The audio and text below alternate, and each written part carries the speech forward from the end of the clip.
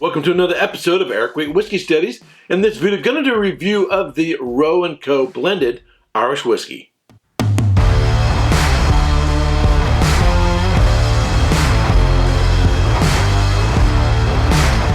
So the Roe & Co. distillery is a new distillery in a sense that it's actually an old, revived, or resurrected distillery that has been brought back to life. This bottle actually isn't from the distillery because they are so new, they're waiting for the whiskey to age.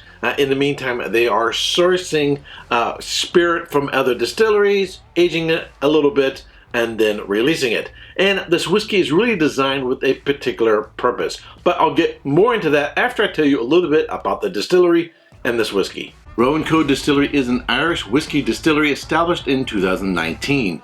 It is located on Thomas Street, Dublin, Ireland, near the Guinness St. James Gate Brewery. The Thomas Street distillery, run by the Roe family, was once the largest in Britain and Ireland, with an output of 2 million gallons per year at its peak. It was located opposite Guinness St. James Gate Brewery. After the distillery was closed in 1926, some of its buildings were purchased and incorporated into the Guinness Brewery. In 2017, Diageo, producers of Guinness, announced that they would invest €25 million in establishing a new distillery in the old brewery powerhouse building on Thomas Street, close to the site of the original Thomas Street distillery. Production at the new distillery started in the first half of 2019. Roe & Co. Blended Irish Whiskey is a blend of malt and grain whiskies from various Irish distilleries. It is then further aged in second fill bourbon barrels. It is non-chill filtered, bottled at 45% alcohol by volume, and sells for anywhere between $29 and $33. So the whiskey is really an affordable dram. You're not going to spend too much on it, and I think more or less you get what you pay for. It's not overly complex. I get a little bit of a stone fruit note, a little bit of a grainy character to it, a little bit of honey, a little bit of baking spices. There's sort of like a cereal note going on there. Perhaps a little bit of apple, a little bit of pear, and just a touch of butterscotch. It's fairly sweet from the front into the middle and into the finish. Comes across somewhat youthful, and yet you don't get that new make character. I get a little bit of powdered sugar, a little bit of that cereal graininess, get the dried stone fruit notes, a little bit of honey, and just a hint of butterscotch. Structurally, it is a little thin. It doesn't have a lot of development from the front into the middle and into the finish.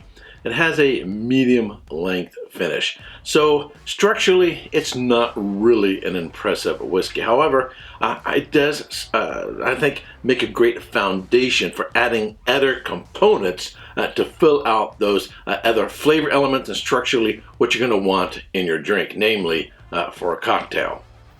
It doesn't have necessarily a lot of depth or a lot of breadth, not a lot of complexity. It's just sort of an okay whiskey.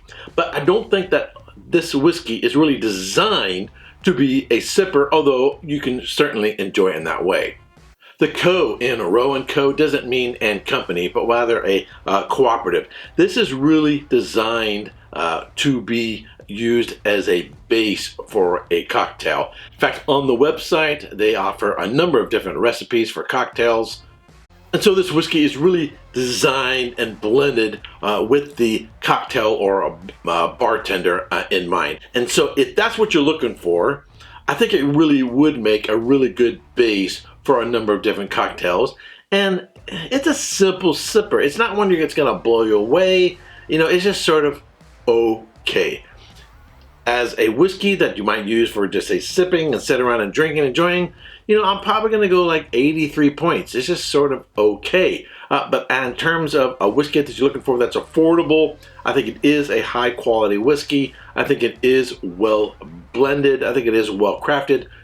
As a base for a cocktail, and that's what it's suited for, then I would give it a much higher score. I'll probably give it, like I said, an 88, 89 points. In comparison to other whiskeys that are typically used for making cocktails. If you think of, say, like a Johnny Walker Red or some other whiskey like that, this blows other whiskeys that are really intended to be used for cocktails away. A lot of whiskeys that people use for cocktails, I straight up don't want to drink them neat. So in comparison with those, I like this a lot better. I like this more than, say, maybe a Jameson, but you're going to pay a little bit more. Or score-wise, I might put it in the same camp as Jameson, but I got to say, it has a little bit more character than a Jameson does. The Jameson bottle you spend maybe $23 for. This is a little bit more than that, but it's sort of in that ballpark. But I would say, if I had to choose one over the other, I'm going to take this over the Jameson. Alright, if you like watching my reviews, I want to ask that you subscribe and ring the bell to be notified when I go live. And if you are one of my Patreon supporters, I want to thank you very much for supporting this channel. And until next time, cheers. Hey, don't forget to subscribe and check out these other whiskey videos.